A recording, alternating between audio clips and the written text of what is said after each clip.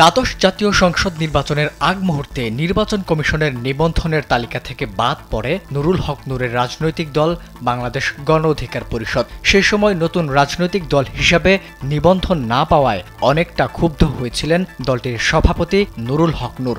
প্রতিক্রিয়ায় বলেছিলেন, এই সরকার ও নির্বাচন কমিশনের পতন ঘটিয়েই আগামী নির্বাচনের আগে নিবন্ধন ও নির্বাচনে অংশগ্রহণ করবেন। নূর তার কথা রেখেছেন। অবশেষে ঢাবির সাবেক ভিপি নুরুল হক নূরের দল বাংলাদেশ গণ অধিকার পরিষদ রাজনৈতিক দল হিসেবে নিবন্ধন পেয়েছে। সোমবার নির্বাচন কমিশন সচিব শফিউল আজিম স্বাক্ষরিত প্রজ্ঞাপনে নিবন্ধন দেওয়ার বিষয়টি নিশ্চিত করা হয়েছে।